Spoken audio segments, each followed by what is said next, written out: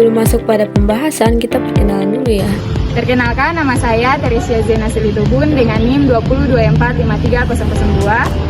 Saya Adriana Adinela Bobar dengan NIM 2024-53006. Kenalkan, nama saya Putri Aspancela Sabetang dengan NIM 2024-53006. Dan saya Moira Lisa Mumete dengan NIM 2024-53008.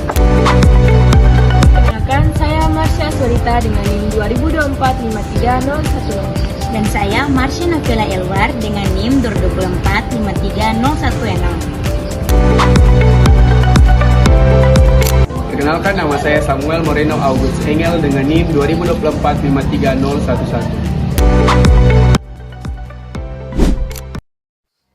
Pernahkah kamu berpikir kenapa setiap kali makan nasi, roti, atau kentang, kita merasa berenergi kembali?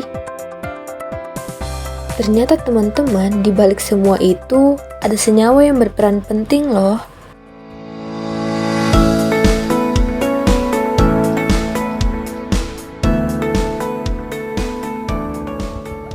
Kalian bawa bekal nggak? Bawa. Aku juga bawa. Kita makan di situ yuk. Ayo.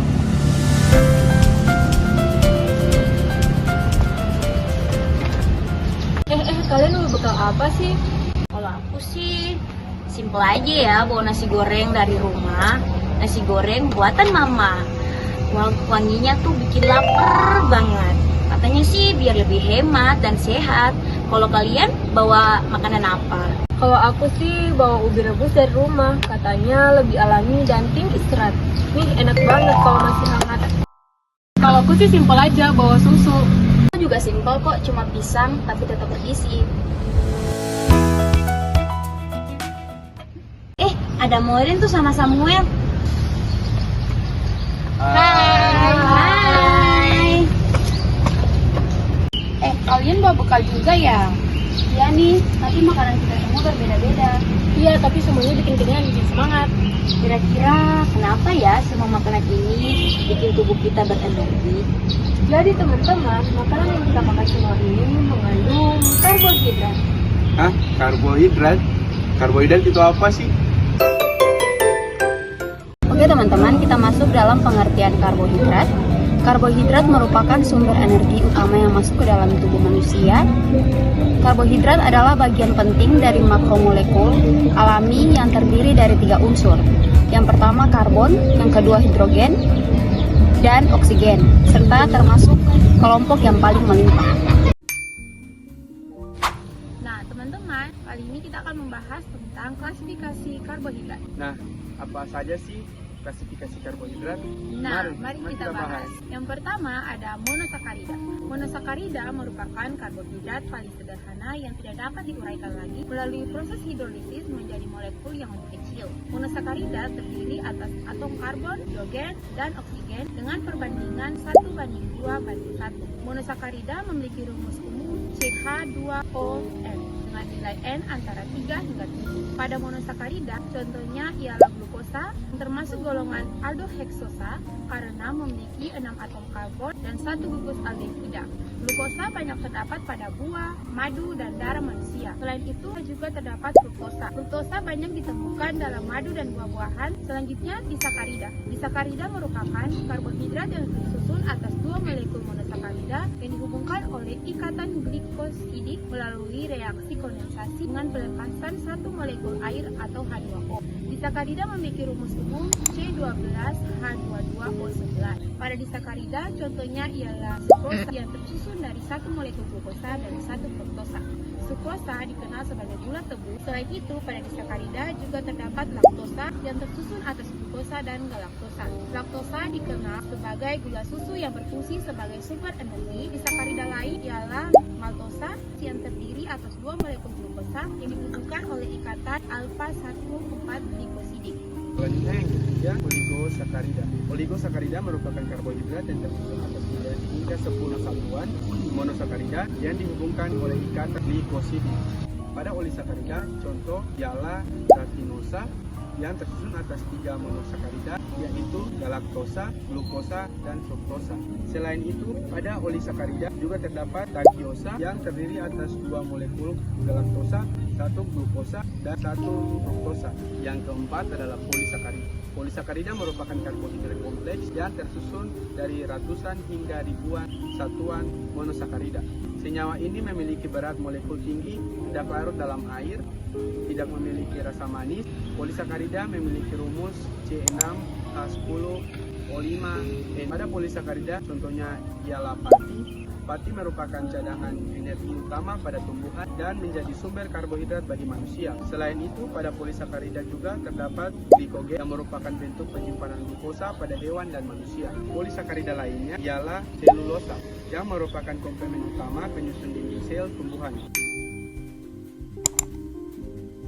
Nah, perlu kalian tahu bahwa dalam sediaan farmasi tidak hanya terdapat zat aktifnya saja, tetapi ada bahan tambahan yang berfungsi untuk mendukung dan menjaga kualitas sediaan tersebut yang disebut dengan eksipien. Salah satu kelompok eksipien yang paling banyak dimanfaatkan dalam dunia farmasi adalah karbohidrat, yang dalam penerapannya memiliki berbagai fungsi seperti yang pertama pengisi atau filler. Banyak obat membutuhkan volume tambahan agar lebih mudah dikonsumsi. Laktosa sebagai salah satu jenis karbohidrat sering digunakan karena bersifat inert atau tidak bereaksi dengan zat aktif, memiliki rasa yang sedikit manis, serta mudah larut dalam air. Sifat-sifat ini membuat laktosa ideal sebagai bahan pengisi tablet dan kapsul. Yang kedua, pengikat atau binder. Selama proses pembuatan tablet, bahan aktif dan eksipien perlu dicampur menjadi satu massa yang padat. Tepung jagung dan selulosa yang termasuk karbohidrat kompleks berfungsi sebagai pengikat karena kemampuannya membentuk tekstur kohesif yang membantu partikel bahan menyatu dengan baik. Selanjutnya yaitu penghancur atau disintegran. Agar zat aktif dapat segera dilepaskan dan diserap oleh tubuh, tablet harus mudah hancur setelah dikonsumsi. Tepung jagung atau amilum dapat mengembang saat kontak dengan cairan saluran pencernaan, sehingga membantu tablet terurai menjadi partikel halus dan memudahkan pelepasan zat aktif. Selanjutnya yaitu pelincir atau pelumas. Untuk mencegah bahan obat menempel pada cetakan tablet, gunakan eksipien yang dapat mengurangi gesekan. Selulosa dapat berfungsi sebagai pelumas alami karena strukturnya yang halus, tidak reaktif, dan mampu menjaga kestabilan sediaan. Selanjutnya yaitu pengawet atau preservatif. Beberapa turunan karbohidrat juga dapat berfungsi sebagai pengawet dengan membantu menjaga kestabilan sediaan dan mencegah pertumbuhan mikroorganisme. Sorbitol dan glukosa sering digunakan pada sediaan cair karena sifat humektannya yang dapat mempertahankan kelembapan. Selanjutnya ada agen pengontrol dan mekanisme pelepasan obat. Yang pertama, agen pengontrol. Agen pengontrol ini berfungsi sebagai yang pertama, matriks yang mengatur kecepatan, penetrasi cairan dan difusi obat. Yang kedua, sebagai lapisan pelindung. Yang ketiga, sebagai komponen yang merespon stimulasi, enzim, pH, dan suhu untuk mengaktifkan pelepasan. Yang kedua yaitu mekanisme pelepasan obat yang berfungsi sebagai yang pertama, penetrasi cairan ke dalam matriks polimer. Yang kedua, pembengkakan sweating atau pelunakan matriks. Yang ketiga, difusi obat. Yang keempat, degradasi atau erosi matriks. Penting untuk kita ketahui bersama bahwa struktur mikro sangat penting dalam mengontrol laju pelepasan. Selanjutnya teman-teman, kita masuk pada fungsi karbohidrat sebagai bahan aktif dalam farmasi. Yang pertama ada glukosa, dia sebagai sumber energi dan obat peningkat gula darah. Apa sih fungsinya dalam farmasi? Jadi fungsinya dalam farmasi, glukosa ini digunakan sebagai bahan aktif dalam sediaan infus dextroxel 5% atau dextroxel 10%. Nah, fungsinya itu adalah meningkatkan kadar gula darah, memberikan energi, dan mendukung metabolisme sel. Jadi, saat tubuh kita lemas dan butuh energi yang cepat, maka cairan infus yang berisi glukosa ini membantu memberi energi agar kita dapat pulih kembali. Fungsi yang kedua yaitu dextran. Dextran merupakan polisakarida dan tersusun dari banyak molekul glukosa dengan rumus C6H10O5N.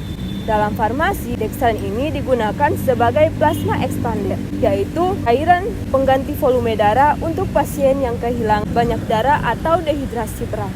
3. Ada asam alginat sebagai pelindung lambung. Nah, asam alginat ini merupakan polisakarida alami yang berasal dari rumput laut dengan rumus C6H8O6N. Dalam dunia farmasi, asam alginat ini berfungsi sebagai bahan aktif obat anti-reflux dengan membentuk lapisan gel pelindung di permukaan lambung. Dia melindungi mukosa lambung dari asam dan membantu mengurangi rasa perih akibat naiknya asam lambung. Selanjutnya yaitu kitosan sebagai penyembuh luka dan antibakteri. Kitosan adalah turunan dari kitin yaitu polisakarida yang ditemukan pada cangkang udang dan kepiting dengan rumus empiris C6H11NO4N. Dalam bidang farmasi, kitosan berfungsi sebagai bahan aktif, penyembuh luka, hemostatik atau penghenti perdarahan, dan agen antimikroba. Jadi kitosan itu semacam bahan alami dari cangkang hewan laut yang bisa bantu luka cepat kering dan tidak terinfeksi. Kemudian yang kelima, heparin. Heparin merupakan glikosaminoglikan yaitu polisakarida kompleks yang tersusun dari asam uronat dan glukosamin. Dalam farmasi, heparin digunakan sebagai antikoagulan yaitu obat yang mencegah pembekuan darah.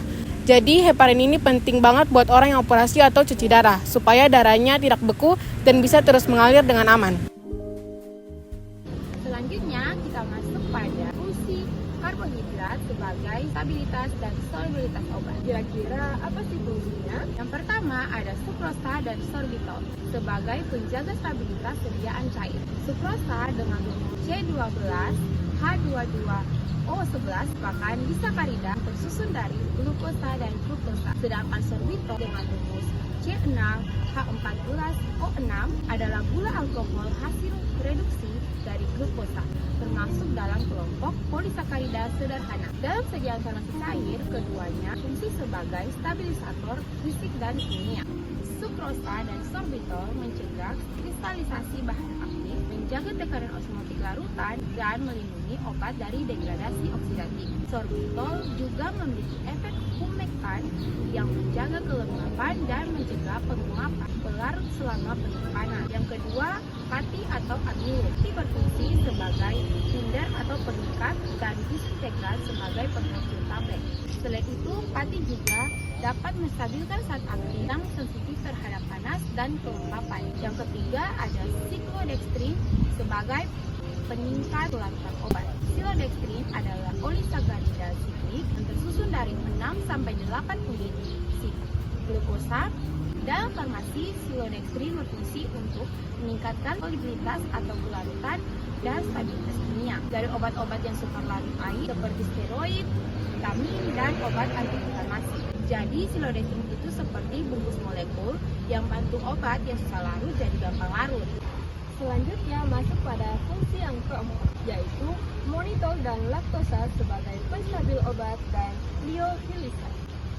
Monitol dengan rumus C6H14O6 dan laktosa dengan rumus C12H22O11 dalam formulasi obat padat dan injeksi kering beku. Keduanya ini berfungsi sebagai pelindung bahan aktif dari kerusakan selama pembekuan dan pengeringan.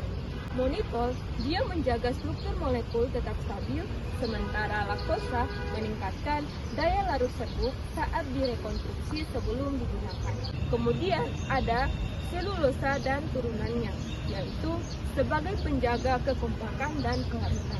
Dalam farmasi, selulosa ini digunakan dalam bentuk turunannya seperti karboksimetil selulosa atau CMG, berfungsi sebagai penstabil koloid dan pengental dalam sediaan cair. Selain itu, dia membantu menjaga viskositas dan mencegah pengendapan partikel obat.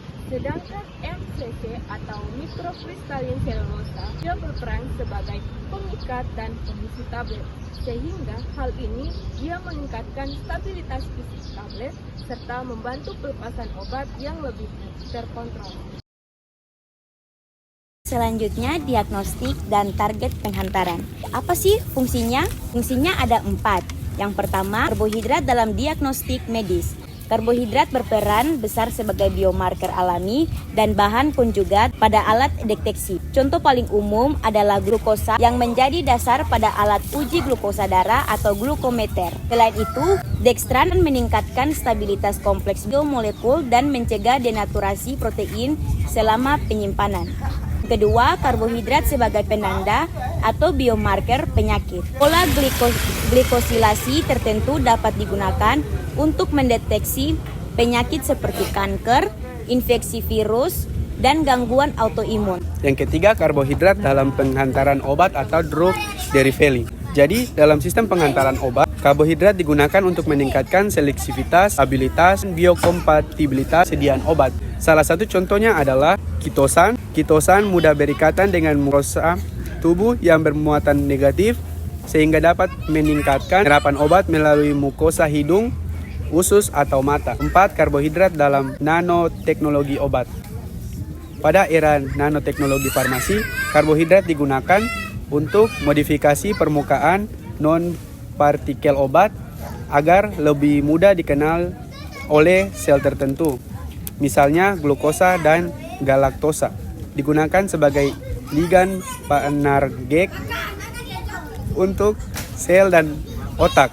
Dengan menambahkan rantai karbohidrat pada permukaan non-partikel, sistem pengantaran obat terjadi lebih spesifik dan minim toksisitas. Ya, jadi teman-teman, kesimpulan dari materi karbohidrat adalah satu, zat gizi makro terpenting dan menjadi sumber energi utama bagi tubuh manusia, menyumbang sekitar 50-60% dari total kebutuhan energi harian. Nah, itu dia teman-teman video kami tentang manfaat karbohidrat dalam farmasi. Semoga